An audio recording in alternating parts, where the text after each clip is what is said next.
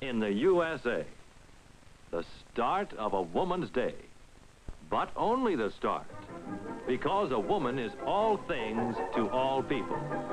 Clerk of the coffee, valet, presser, doctor of letters, and bills. Assistant chief, cook, bottle washer, artist, floor walker, purchasing agent, the heart and center of the home and of the family. To her, this program is dedicated. Johnson's Wax presents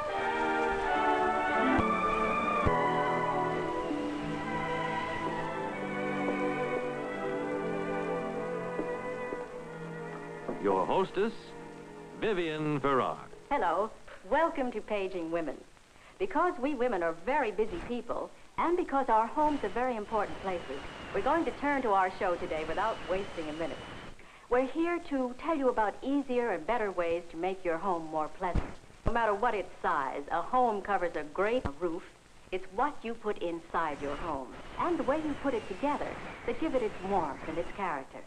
And so today we're going to meet one of the most famous interior designers in the country.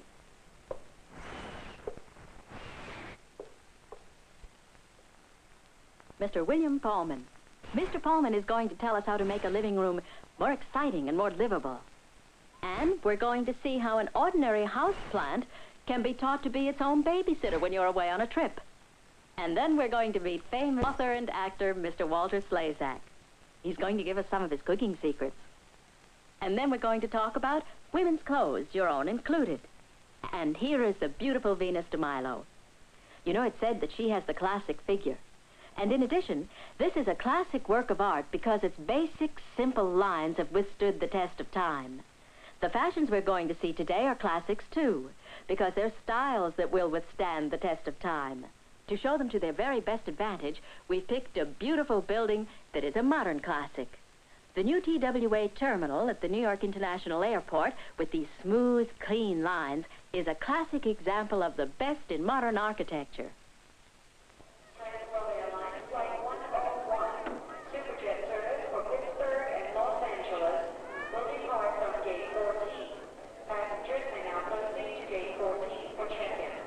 This building is an example of how function and beauty can be perfectly combined.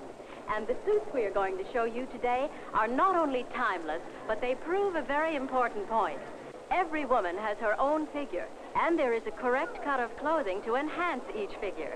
In addition, we're going to give you tips on color, line, and texture in each of 3 basic sizes to help you look your very best. This is a classic modern suit, good for almost any time, season, or place. And the things that make it that way are its simple lines and proportions that follow and enhance the natural shape. This suit will stay in style for a very long time. This particular fabric is a blue and white wool tweed with navy blue trim. It features a Peter Pan collar and bracelet-length sleeves. You're looking at the junior figure, and now here is the Mrs. figure. Her jacket is white. The skirt and the buttons are black, as is the tie at the neck. The fabric is silk and worsted.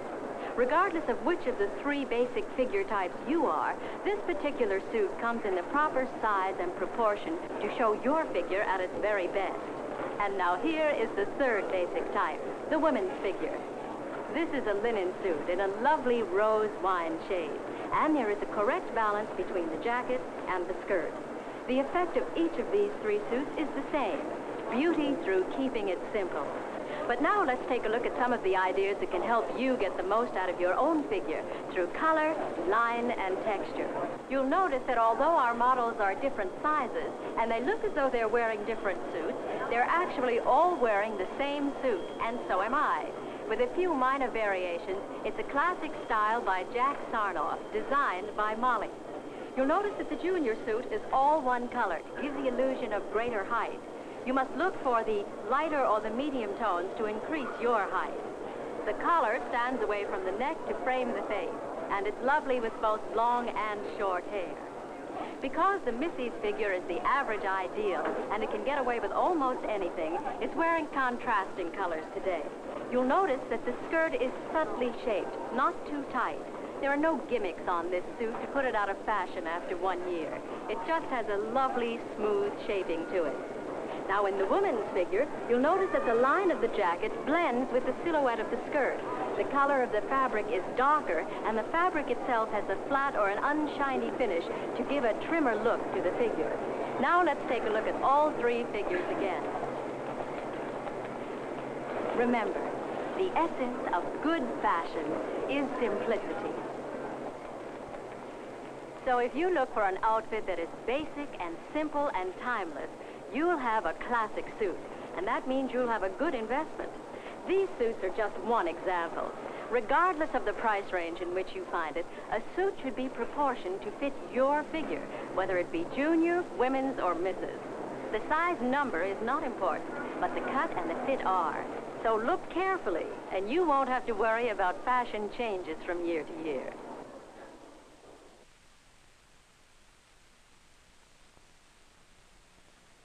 Have you ever decided to turn your living room upside down and start all over again? Well, every once in a while I get that impulse, but it usually gets me into trouble. For one thing, I never know where to begin. For another, I find that many of the things I want just cost too much. That's why our special guest today is Mr. William Paley, one of the world's outstanding interior designers.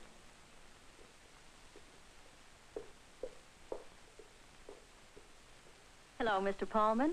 We're delighted to have you with us. I'm delighted to be here, Vivian. Thank you. You're welcome. At the moment, William Paley is designing the interiors of the new 800-room President Hotel in Hong Kong. In addition to that, he's doing 2 elegant ballrooms in the New York Hilton. Bill, let's get down to the main question. Is it possible to decorate tastefully and still stay within a modest budget? Indeed it is. How would you define good taste? Well, taste is appreciation, stemming from knowledge and experience. I call it educated appreciation. Can you give us some idea of what the very first step should be? Well, I think you should analyze what you want out of the house. How are you going to use it? Who's going to live in it? Do you have any special guideposts to arranging the furniture? Well, there are 5 rather basic rules in room arrangement. I brought these sketches along. While they're not typical, they do serve as an illustration of what I like to get across. The first thing is how to get in and out of a room, a traffic pattern. There is an entry here. There's room between the chairs to get to the sofa. There's plenty of room around this great lacquer table to get to this chair and this ottoman. And I think it's a rule that everyone should follow, is to study such a traffic arrangement in a house, in every room. Not clutter the entrances and exits, in other words. They should not. Oh, this is a lovely room. Well, that's another one of my points I like to bring out. There's a focal point. Every room should have 1, sometimes 2, but not too many. But this one focal point is in a bedroom is gained by using a very fancy headboard, rather Spanish in feeling, plus a large mirror and a group of 6 prints. Mm-hmm. Could this be used in some other room or also besides the bedroom? Of course you could. You could take the mirror and the 6 prints and put it over a credenza or a great chest and have the same effect. Do you have trouble with some of your people wanting over-dramatic rooms? We certainly do. We call those sort of knock-'em-dead rooms.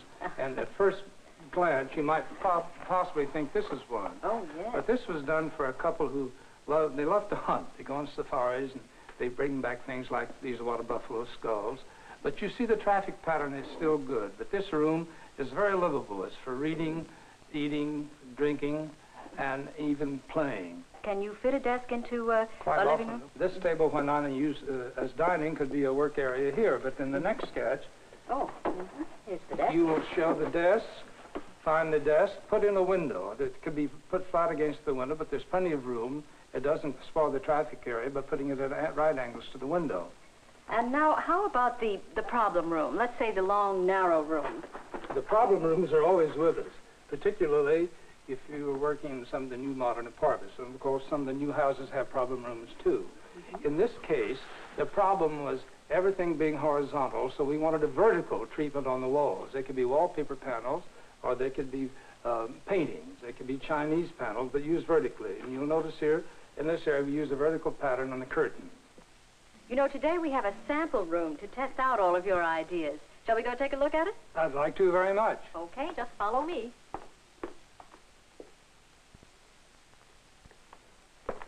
Well, here we are, Bill, in our sample room. Do you have any suggestions for us? The sofa is so isolated.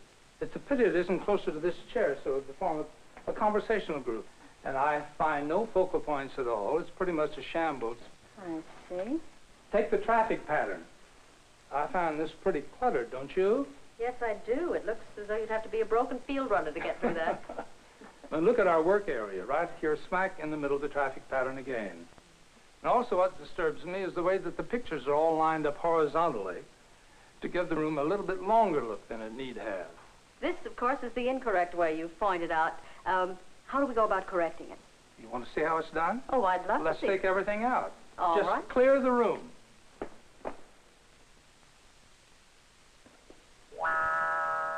Well, this certainly gives us a fresh start. Where do we begin, Bill? Well, first, that long credenza, which was on that wall, I'd like to see at this end of the room. All right. A long piece of furniture like this usually makes a room appear wider. Yes, it really does.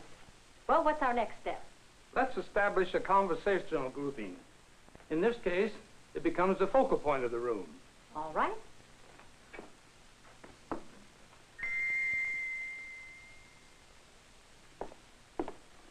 I bet everybody wishes they could move furniture this way, Bill. Oh, this arrangement is lovely. And notice how the people on the sofa and in the chairs can converse easily. And we've added 2 open-back chairs to lend more airiness to the room, except this chair must be moved over to provide easy access to the sofa. You know, the traffic pattern must be kept. Oh, yes, I remember that point well. And then this area rug kind of ties everything in. And this nice big cocktail table is right within everyone's reach. How about the desk, Bill? Where will that go? I'd like to see it over there in the window area. That desk not only looks better there, but it's right in the light from the window. And it's out of the main area where one can concentrate. Well, that's an important consideration. Now, how about our television set? It would be best opposite the sofa so everyone could see. Let me show you. Okay.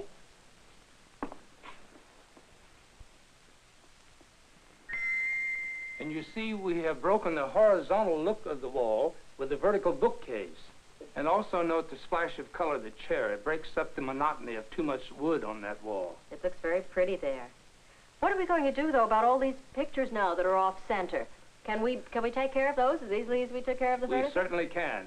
Let's just get rid of them. And now for a better arrangement. You see the new arrangement has more of a vertical appearance rather than that old scattered sort of horizontal look. And we do have a rather isolated work area in the desk. And we have, I think, a very successful conversational grouping here around the large cocktail table. Well, the room looks lovely, Bill. Bill, we hear so much about how accessories give a room its personality. Can you tell us something about that? I'd like to very much, because accessories give a room the atmosphere, the aura, particularly pertaining to the mistress of the house who dictates this sort of thing and who collects them. I'm a great believer in collecting nice objects, but they're not necessarily expensive, but they should be selected for their scale and their good looks, and they should have some quality about them, of course. Have you anything else you'd like to tell us? Yes, there's one thing I'd like very much to get across, that if ever in doubt, you're not quite sure, always keep it simple. William Palman, thank you so much for coming to visit with us today. You've given us some good basic hints on how to liven up our living room. I've been happy being here, and I thank you very much for asking me. Plants can be so beautiful around the house that they really are a very important part of better living. They bring in life and color, kind of bring nature right into the house. But they also bring problems along with them. However, fortunately with plant problems, they can be easily solved with just a little common sense and some expert advice. So today we're going to bring you the case histories of 3 typical housewives and their plant problems. Case history number 1, the case of anxious Anna. Anna is affectionate, loving, but she's terribly worried about her plants because she's going away on a 2-week trip and she just can't find a reliable babysitter for her little indoor garden. Well, you may not believe this, Anna, but this simple piece of cotton wicking is the best babysitter you can find for your plant. Now, after you've watered your plant, and be sure not to overwater, You wrap the piece of cotton wicking in the center with aluminum foil to prevent evaporation, and you put the exposed end in a quart of water like this, and insert the other end into the dirt of the plant. And presto, your plants will be watered while you're away. Now, if you don't have cotton wicking, you can use a piece of ordinary clothesline like this, provided you remove the sizing first. Oh, why, Anna, you look so much happier. I'm glad we were able to help you with your problem. And now let's take a look at case history number 2. It's the case of puzzled Pauline. You see, Pauline's plants seem to grow unevenly, and she just can't figure out why. Well, maybe it's because she forgets to turn her plants like this at regular intervals so that the light will equally hit all sides. Because you see, plants tend to grow toward the light, so if you don't keep turning them, you will have that problem. Why, Pauline, you look delighted. I'm glad that our simple idea was a help to you, Pauline. Now let's go on to our third case history. The case of cautious Carrie. Carrie is conscientious, sincere, but she's very sad because she just doesn't know how to cultivate her potted plant. Well, our experts tell us that you should loosen the soil of the plant as far away from the trunk of it as possible. Use a blunt fork or a dull pencil and cultivate just about an inch or so deep. Do this when the soil around the plant looks hard and crusty. Well, I hope that our staff experts have helped to solve some of your problems. I know that they've solved some of Carrie's because she looks so much happier. All of our case histories today have one common problem, and that is the question of what to do about bugs when they get on plants, even in the house. An aerosol house and garden type insecticide is the perfect answer, but it's important to the health of your plant that you follow the directions on the can carefully whenever you use one. Now, be sure to hold the can 12 to 18 inches away from the plant, like this. It's the ideal treatment for an indoor plant. But don't hold the can closer to the leaves. Don't soak them, because most sprays are cold as they come from the spray opening, and you could freeze the plant. That's why, if you spray too close, the leaves may turn brown and shrivel after a day or so. Now, let me demonstrate the correct way again. You'll notice that when I hold the can at the proper distance, this paper doesn't get wet, and neither does the plant, so there'll be no frostbite. But the bug-killing ingredients are on the leaves where they can get to work. Remember, if you can see that the plant leaves are soaking wet, you're too close, and you may be harming the plant. However, if that does happen, keep the plant watered. With the bugs gone, new green shoots may come along and save the day. There are so many products in aerosol cans these days that it's good to know how to get the most out of them. Let's take a look inside this spray-type aerosol can and see how it works. This is the product, and this is the compressed gas found inside all aerosols. It pushes down on the product and sends it up this little tube right out the spray opening in the button. Now, always try to hold the can as upright as possible, as the directions state, because if you don't, after you've used it for a while, this little dip tube might peek up out of the liquid, and then you'll just spray the gas. Many aerosols have a little dot on the can to show the way the spray opening should point. Now, sometimes after the can has been handled, this button turns around, and if the can is tilted when you press the button, you're likely to get no spray. If that happens, simply turn the button back to the marking dot, or if there is no dot, just give it about a half turn, and see if it doesn't spray. If you follow these ideas, you'll be getting the most for your money, and who doesn't want to do that? Why, Walter Slezak, hello. Why, Vivian, what an utter surprise. Well, I see you've invaded our kitchen here and made yourself very much at home. Yes, I plead guilty to that. You know, you're also guilty of keeping me up half the night. I have? When? Reading your new bestseller, What Time is the Next Swan? What time's the what? What Time is the Next Swan? Oh, what time is the next swan? That wonderful, marvelous book. Oh, an interesting, funny book. I enjoyed every word of it. You and 60,000 other readers, I'm happy to say. Well, good. And you're Yes, writing another? Yes, I'm with book again. And this book will have something to do with food. I will unveil some of my more favorite recipes. Oh, well, then that's why you're here in the kitchen. Exactly. You see, I've discovered something. Most women make very good cooks, but very few men make great chefs. I happen to be one of them. I'm a tremendous chef. You see, it is not a coincidence that all great restaurants hire men as chefs. They wear big, silly things on their head. I don't, because I don't need it. You're very modest, Walter. I am a modest man. I take pills. What is your recipe today? Today I'm going to cook Frankfurter Goulash. Frankfurter Goulash. Well, I've heard of goulash, but with... Don't blanch, my dear. Frankfurter Goulash is an unusual goulash. You see, it doesn't matter if a humble ingredient like a Frankfurter goes in, as long as it is made with love, with affection, with a certain savoir-faire, and it will make a very, very aromatic dish. Well, what goes into this aromatic dish, Walter? Well, first of all, onion. Wonderful yellow onion. Then we have green peppers. 10 of those. 10? How many does this serve? 4, in my case 3. Grown up. Then we take tomatoes. Half a can of those. And then garlic. Garlic. Garlic? Oh, here. Oh, I see you come prepared. Every well-dressed man should wear garlic. Then the rest of your ingredients are shortening, Worcestershire sauce, a little cornstarch in case it gets too thin, paprika, Tabasco, salt, pepper. And the Frankfurters? Oh, the Frankfurters. Even the very greatest chefs need a good retriever. Your hot dog, sir. Thank you, my dear.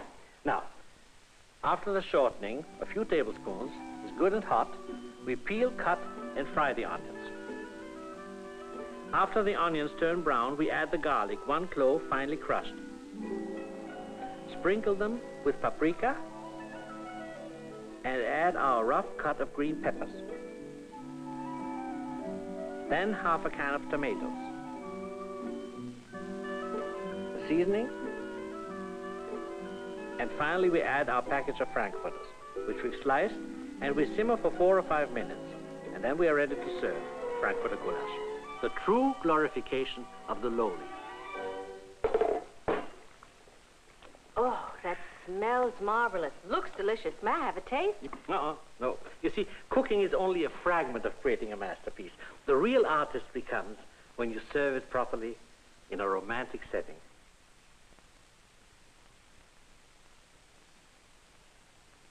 Walter, this is a masterpiece. It's absolutely delicious.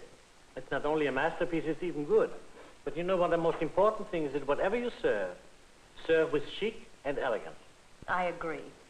Walter, thank you so much for being with us today. We've enjoyed it immensely. So did I. Goodbye. Perhaps Walter Slezak has the right idea. No matter how lowly the ingredients of a dish may be, there's nothing to stop us from serving it with elegance and with romance. And who knows, maybe changing the whole atmosphere around the house. Well, we've been to some interesting places and we've met some interesting people today. And you know, there's a very wonderful booklet with tips on how to keep your home in top condition. It's called The Manual of Home Care. For your free copy, write to the Home Service Bureau, care of Johnson's Wax, Racine, Wisconsin. Our hope is that we've given you some new ideas on how to brighten your home and to make your busy days easier and more rewarding. Paging Women has been brought to you by Johnson's Wax.